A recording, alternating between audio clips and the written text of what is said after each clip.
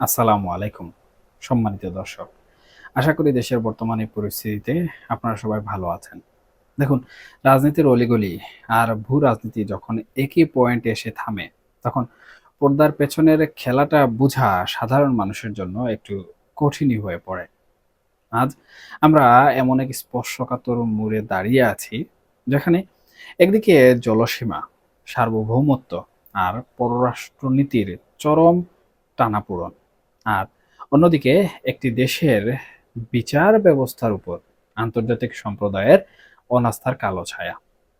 ভারতের শীর্ষ পর্যায়ের কূটনীতিকদের সাথে বাংলাদেশের নতুন পররাষ্ট্রনীতির তলে তলে কি দর কষাকষি চলছে, কেন পাকিস্তানের মতো বাংলাদেশের ক্ষেত্রেও গঙ্গার পানি বন্ধ হয়ে যাওয়ার আশঙ্কা তৈরি হচ্ছে। আর ঠিক এই চরম উত্তেজনার মুহূর্তেই নিউ ইয়র্ক থেকে হিউম্যান রাইটস ওয়াচ কেন এমন এক প্রতিবেদন প্রকাশ করলো, যা পুরো ট্রাইব্যুনালের যে বৈধতা, সেই বৈধতাকে এক ঝটকায় প্রশ্নবিদ্ধ করে দিয়েছে। ক্ষমতা হস্তান্তরের পেছনের সেই গোপন শর্তগুলো কি শেষমেশ বরবাদ হয়ে যাচ্ছে? আসুন পুরো দৃশ্যপটটি একসাথে উন্মোচন করি। ১৯৭৪ সালের সেই ঐতিহাসিক মুজিব ইন্দিরা চুক্তির কথা আমাদের অনেকেরই কিন্তু মনে আছে বা ইতিহাস থেকে আমরা জেনেছি। স্বাধীন সার্বভৌম বাংলাদেশের পররাষ্ট্রনীতির শক্ত ভিত্তিপ্রস্তর সেখানে স্থাপিত হয়েছিল। ঐতিহাসিকভাবে বাংলাদেশ এবং ভারতের সম্পর্ক সবসময়ই নিবিড়, কিন্তু অত্যন্ত জটিল অনুভূতির উপর দাঁড়িয়ে থেকেছে। তবে সম্প্রতিকালের ঘটনাবলী যেন অতীতের সব সমীকরণ ও কূটনৈতিক যে শিষ্টাচার, সেই শিষ্টাচারকে ওলটপালট করে দিচ্ছে।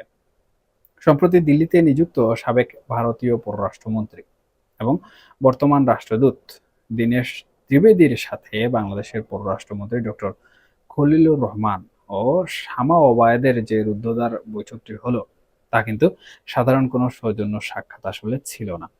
বাংলাদেশের মূলধারার গণমাধ্যমগুলো প্রচলিত ছকে কিছু গতানুগতিক খবর পরিবেশন করলেও পর্দার আড়ালে ঘটে গেছে বেশ কিছু তাৎপর্যপূর্ণ বিষয়। দর্শক, কূটনৈতিক মহল সূত্রে যে চাঞ্চল্যকর তথ্য এখানে উঠে এসেছে, তা কিন্তু বাংলাদেশের ভবিষ্যৎ পররাষ্ট্রনীতির জন্য শুভকর কিছু ইঙ্গিত দিচ্ছে না। ভারতের পক্ষে স্পষ্টভাবেই তুলে ধরা হয়েছে যে বাংলাদেশের পররাষ্ট্রমন্ত্রীর বর্তমান যে পররাষ্ট্র বিষয়ক উপদেষ্টা পদে বহাল থাকা সাবেক এক কূটনৈতিক, উনি মাঝে মধ্যেই দিল্লিকে নিশানা করে এমন কিছু উক্তি করছেন, যা দুদেশের পারস্পরিক সম্পর্কের ক্ষেত্রে মারাত্মক অস্বস্তি তৈরি করছে। সবচেয়ে আশ্চর্যের বিষয়টি হলো, এই অস্বস্তিকর পরিস্থিতির জবাবে আমাদের তরফ থেকে আত্মপক্ষ সমর্থন করে বলা হয়েছে যে এটি নাকি ভাষা ও আঞ্চলিক উচ্চারণের ত্রুটিজনিত ভুল বোঝাবুঝি। দর্শক, কূটনৈতিক টেবিলে যখন নিজ সরকারের দায়িত্বশীল ব্যক্তির বক্তব্যকে কেবল ভাষার জটিলতা বলে হালকা করার চেষ্টা করা হয়, তখন কিন্তু একটি দেশের ভাবমূর্তি কোন জায়গায় গিয়ে দাঁড়ায়, তা নিয়ে আসলে আমাদের, আমি মনে করি, গভীরভাবে ভাবা দরকার। কিন্তু দর্শক, আসল জল ঘোলাটা সেখানে নয়। আসল মোড়টা এসেছে গঙ্গার যে পানি বন্টন চুক্তি, সেই চুক্তিকে কেন্দ্র করে। আমরা কিন্তু জানি গঙ্গার পানি চুক্তির এই মেয়াদ শেষের পথে। ঠিক এই সন্ধিক্ষণে এসে ভারতীয় পক্ষ থেকে পরিষ্কারভাবে ইঙ্গিত দেওয়া হয়েছে যে ভবিষ্যতে আর আগের মতো শর্তে পানি চুক্তি করা হয়তোবা সম্ভব হবে না। কারণ কি? কারণ হিসেবে তারা জলবায়ু পরিবর্তন এবং গঙ্গার স্বাভাবিক প্রবাহ কমে যাওয়ার কথা এখানে তুলে ধরেছে। আরো আশঙ্কাজনক যে বিষয়, সেই বিষয়টি হলো ভারতীয় রাষ্ট্রদূত সরাসরি পাকিস্তানের সিন্ধু পানি চুক্তি স্থগিতের প্রসঙ্গ টেনে এনে কঠোর বার্তা দিয়েছেন। ভারতের সেই চেনা অবস্থান, রক্ত আর জল একসাথে কখনো বইতে পারে না। এই একটি বাক্যই কিন্তু স্পষ্ট করে দেয় যে জল কূটনীতিকে তারা এখন কোনো রাজনৈতিক ও নিরাপত্তার চশমায় দেখতে চাইছে। ৫৮ পৃষ্ঠার যে তথাকথিত নিরাপত্তা রিপোর্টের কথা ভারত বারবার সামনে আনছে, তার কার্যকর জবাব দিতে আমাদের পররাষ্ট্রনীতি কতটা প্রস্তুত, সেই প্রশ্ন কিন্তু এখন সবথেকে বেশি সামনে আসছে। এদিকে দৃশ্যপট আরো জটিল হয়ে উঠেছে চীনের প্রবেশে। তিস্তা ব্যারেজ প্রকল্প পরিচালনা এবং কৌশলগতভাবে অত্যন্ত সংবেদনশীল মংলা বন্দর প্রজেক্টে চীনের যুক্ত হওয়া নিয়ে দিল্লি যে চরম উদ্বিগ্ন তা ত্রিবেদীর বক্তব্যে একদম কিন্তু সাফ হয়ে গেছে। আমাদের তরফ থেকে মংলা বন্দরের কাজ নিয়ে এক ধরনের ধীরগতির নীতি বা কালক্ষেপণ করা হচ্ছে বলে শোনা যাচ্ছে। চীন দূতাবাসের সাথে বৈঠকের দিনক্ষণ বারবার কিন্তু পিছিয়ে যাচ্ছে। মালাক্কা প্রণালীর উপর এশীয় ভূ রাজনীতি কিভাবে নির্ভর করে তা ইতিহাস কিন্তু আমাদের খুব ভালো করে শিখিয়েছে। দর্শক, চীন যদি তাদের বিকল্প রুট হিসাবে মিয়ানমার ও বাংলাদেশকে ব্যবহার করতে চায়, তবে ভারতের অস্বস্তি হওয়াটাই এখানে স্বাভাবিক। কিন্তু প্রশ্ন হলো, বাংলাদেশের সার্বভৌম সিদ্ধান্ত কি সর্বদা প্রতিবেশী সন্তুষ্টির উপর নির্ভর করবে, নাকি আমরা আমাদের নিজেদের যে অর্থনৈতিক স্বার্থ সেই অর্থনৈতিক স্বার্থ রক্ষা করতে গিয়ে কৌশলগত ভারসাম্য হারিয়ে ফেলছি? দর্শক, এমনিতেই তারেক রহমানের সম্ভাব্য ব্রিক্স সম্মেলনে যোগ দেয়া না দেয়া নিয়ে এক ধরনের উভয় সংকট কিন্তু তৈরি হয়েছে। ওয়াশিংটন না দিল্লি নাকি বেইজিং, কোন দিকে ঝুঁকবে আসলে বাংলাদেশ? ত্রিবেদী একটি ভারী কথা কিন্তু বলে গেছেন। প্রতিবেশী হিসাবে আমরা যদি বাংলাদেশের হাত ধরে না হাঁটি, তবে সমগ্র দক্ষিণ এশিয়ার স্থিতিশীলতা বিনষ্ট হবে। কিন্তু এই হাত ধরাটা কি সমতার ভিত্তিতে, নাকি অপর থেকে চাপিয়ে দেয়া কোনো সিদ্ধান্তের মাধ্যমে? বৈঠকে বসেই খলিলুর রহমানের বারংবার তারেক রহমানের সাথে ফোনে পরামর্শ করাটা আসলে প্রমাণ করে যে সিদ্ধান্ত গ্রহণের মূল চাবিকাঠি এখন সরকারি দপ্তরের চেয়েও পেছনের দরজায় বেশি ঘুরপাক খাচ্ছে। দেখুন, রাজনৈতিক এই দোলাচলের মধ্যেই হঠাৎ করে হিসাবের বাইরে নতুন দৃশ্য তৈরি করেছেন ডক্টর ইউনূস। আন্তর্জাতিক মহলে নিজের ভাবমূর্তি ব্যবহার করে তিনি আবারও কিন্তু বাংলাদেশের ক্ষমতার রাষ্ট্রপতির আসনে বসার জন্য যে দৌড়ঝাঁপ ইতিমধ্যে শুরু করেছেন, তা রাজনীতিতে এক নতুন নাটকের কিন্তু জন্ম দিয়েছে। দেখুন, ইউনুস সেন্টার থেকে প্রকাশিত বিভিন্ন প্রতিবেদন বা আন্তর্জাতিক চাপ তৈরি করার যে কৌশল বর্তমান সময়ে দেখা যাচ্ছে, তার পেছনের ঘটনা কিন্তু আরো গভীর।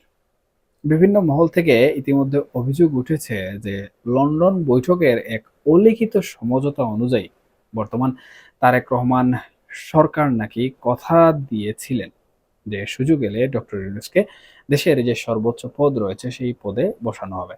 তবে বিএনপির অভ্যন্তরীণ রাজনীতি এবং অভিজ্ঞদের মতামত এখানে কিন্তু ভিন্ন কথা বলছে।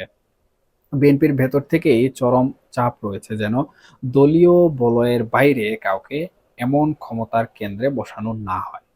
কারণ ডক্টর ইউনূসের মতো একজন আন্তর্জাতিক ব্যক্তিত্বকে রাষ্ট্রপতির পদে বসালে তিনি কেবল একজন নামকাওয়াস্তে প্রধান কিন্তু কখনোই থাকবেন না, বরং ক্ষমতার ভারসাম্য বজায় রাখার নামে এক ধরনের বিপ্লবী বা সমান্তরাল সরকার চালনার পথ সুগম করবেন।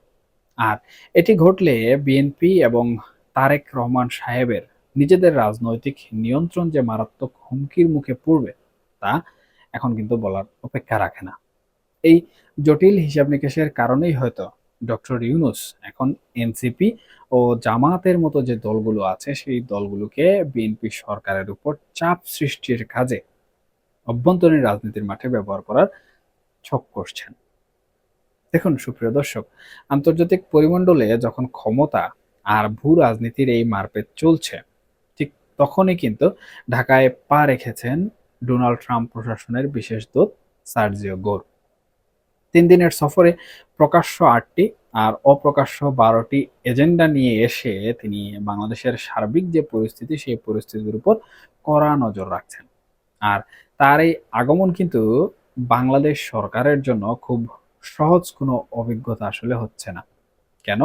কারণ আন্তর্জাতিক সম্প্রদায় এবং বিশেষ করে নিউ ইয়র্ক ভিত্তিক বিশ্বখ্যাত মানবাধিকার যে সংস্থা রয়েছে, অর্থাৎ হিউম্যান রাইটস ওয়াচ বা HRW, সম্প্রতি যে বিস্ফোরক প্রতিবেদন প্রকাশ করেছে, তা বর্তমান সরকারের বিচার ব্যবস্থার উপর বড় আকারের আঘাত কিন্তু বলা চলে এনে দিয়েছে।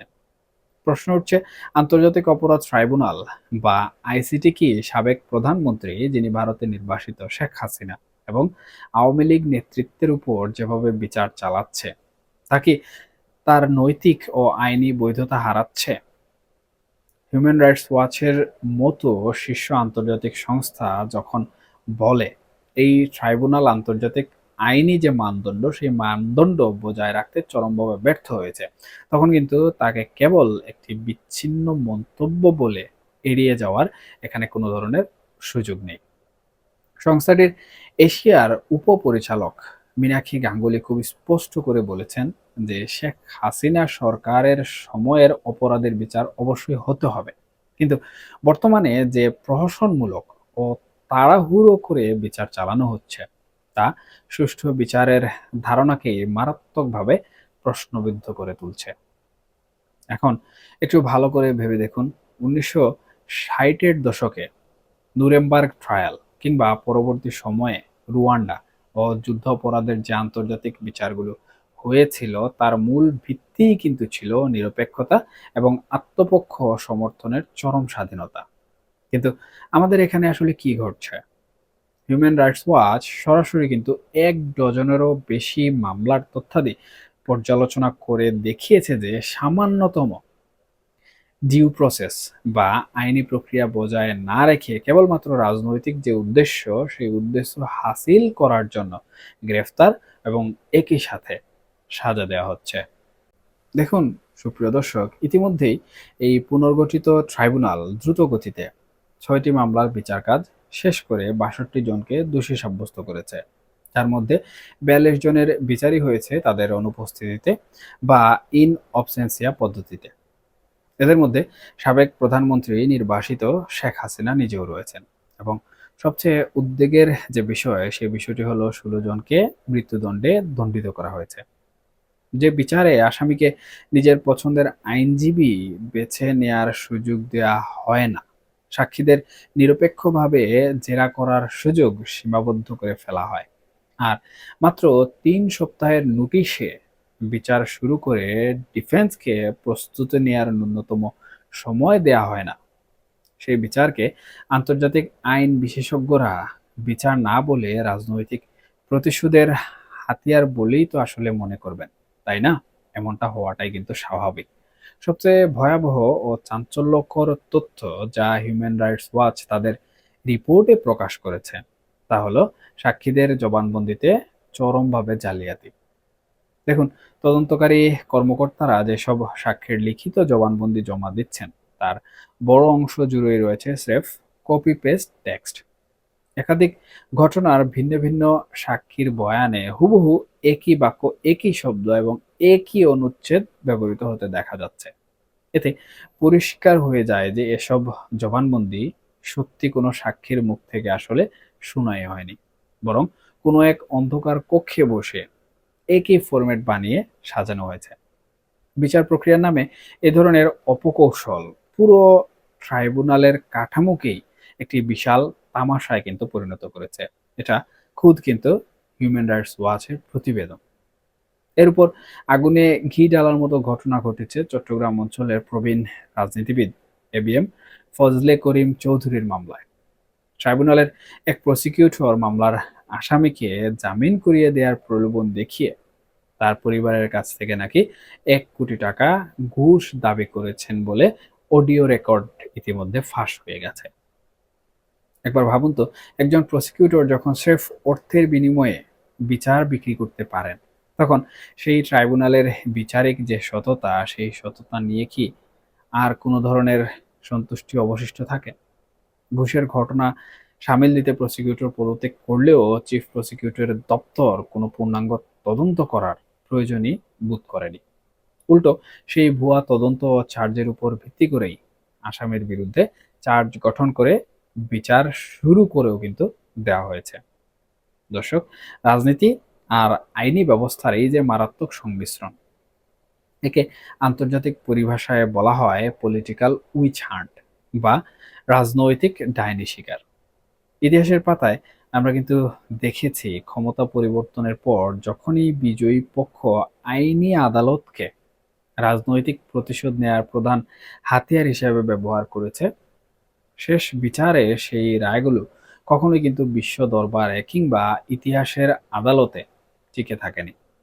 আজ যে তাড়াহুড়া করে শেখ হাসিনা বা আওয়ামী লীগের কেন্দ্রীয় নেতাদের বিচারে ফাঁসি বা সাজা দেওয়ার সিদ্ধান্ত নেওয়া হচ্ছে, বৈশ্বিক যে মানবাধিকার সংস্থাগুলো রয়েছে সেই সংস্থাগুলোর দৃষ্টিতে তা কেবল নিরপেক্ষতা হারিয়েছে তাই নয়, বরং পুরো প্রক্রিয়াটি আন্তর্জাতিক অঙ্গনে তার সমস্ত আইনি ভিত্তি হারিয়ে এক প্রকার অবৈধ প্রহসনে কিন্তু পরিণত হয়েছে বলে মনে হচ্ছে। একদিকে যখন গঙ্গার পানি চুক্তি বন্ধের হুমকি, আর চীনা করিডোর নিয়ে ভারতের করা চোখ রাঙানি, অন্যদিকে আমরা দেখতে পাচ্ছি আন্তর্জাতিক আদালতের অযোগ্যতা ও মানবাধিকার লঙ্ঘনের অভিযোগে যুক্তরাষ্ট্রের চাপ। বাংলাদেশ যেন এখন বর্তমান সময়ে এইসব কিছু মিলিয়ে এক চতুর্মুখী সংকটের চক্রান্তে বন্দী।